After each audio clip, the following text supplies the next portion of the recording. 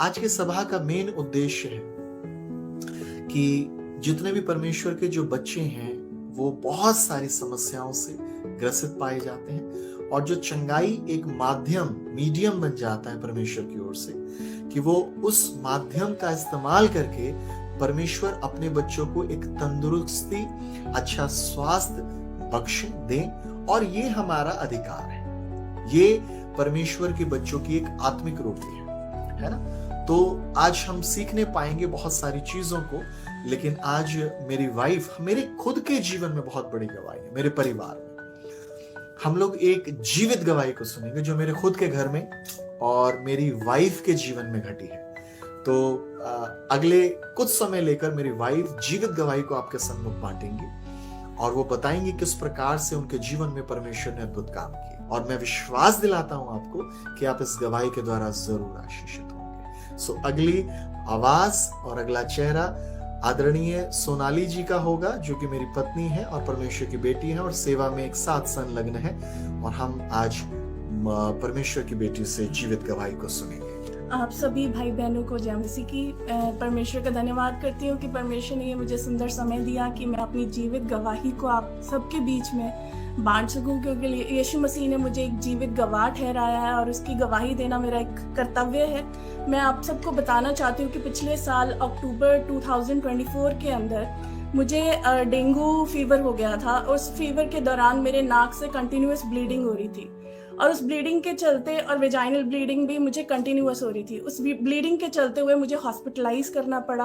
और जब मैं हॉस्पिटल के अंदर थी तो मुझे बहुत ज़्यादा हाई ग्रेड फीवर रहता था और 104, 105 हमेशा रहता था और वो बुखार टूटने में ही नहीं आ रहा था, जिसकी वजह से मैं बहुत परेशान थी। आप सब देख सकते हैं, यहाँ मैं आपको दिखाने की कोशिश कर रही हूँ, मैं आपको दिखाने की कोशिश कर रही हूँ कि यहाँ पे मैं हॉस्पिटलाइज्ड थी PGI के अंदर और मुझे बहुत ज़्यादा परेशानी हो रही थी। जब मैं हॉस्पिटल के अंदर थी तो मेरे हाथ के अंदर इन्फेक्शन हो गया, और जब इन्फेक्शन हो गया तो बहुत ज़्यादा बढ़ गया। ये मैं आपको दिखाना चाहती हूँ, ये मेरा हाथ है जो कि काला पड़ चुका है और इसके अंदर बहुत ज़्यादा स्वेलिंग है।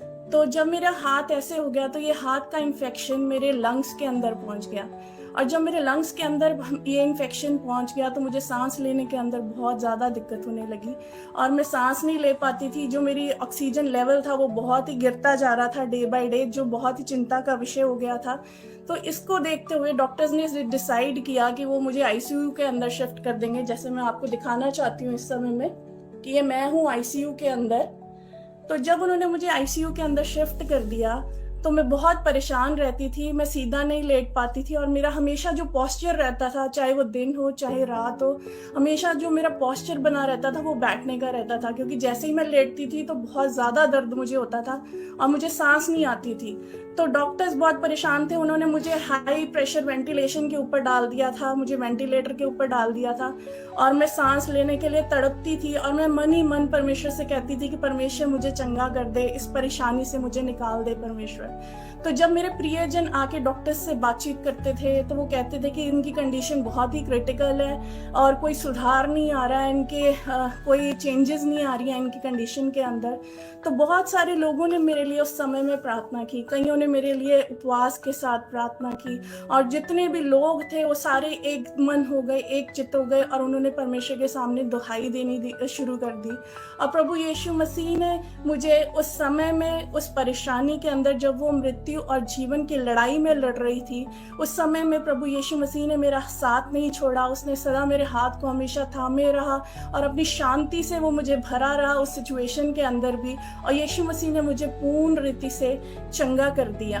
मैं बाइबल में से आपके सामने कुछ पढ़ना चाहती हूँ। 2 कुरिन्थियों 4:8 में लिखा है, हम चारों ओर से कलेश तो भोगते हैं पर संकट में नहीं पड़ते, निरुपाय तो हैं पर निराश नहीं होते, सताए तो जाते हैं पर त्यागे नहीं जाते, गिराए तो जाते हैं पर नष्ट नहीं होते। जब मैं कलेश के अंदर थी, जब मैं सताई जा रही थी, तो मैं निराश नहीं हुई, मैं त्यागी नहीं गई और मैं नष्ट नहीं हुई, क्योंकि क्रूस के ऊपर यीशु मसीह ने मृत्यु को जीत लिया। उसने वो फतह का, उसने वो जीत का अनाउंसमेंट जो है वो क्रूस के ऊपर कर दिया और शैतान को उसने हमारे पाँव के नीचे कर दिया। मैं प्रभु को धन्यवाद देती हूँ कि उसने मुझे जीवन दिया, उसने मुझे नया जीवन दिया और मैं प्रभु को सारी महिमा देती हूँ। हो सकता है कि आज आपके जीवन में भी बहुत सी परेशानियां हो, आप भी फिजिकल इलनेस से सफ़र कर रहे हो, तो मैं आपको ये विश्वास दिलाना चाहती हूँ कि कोई है जो आपकी परेशानियों की ओर देख रहा है, कोई है जो आपको चंगा कर सकता है और वो केवल एकमात्र यीशु मसीह है। मैं आप सबको इस बात के साथ उत्साहित करना चाहूँगी। धन्यवाद।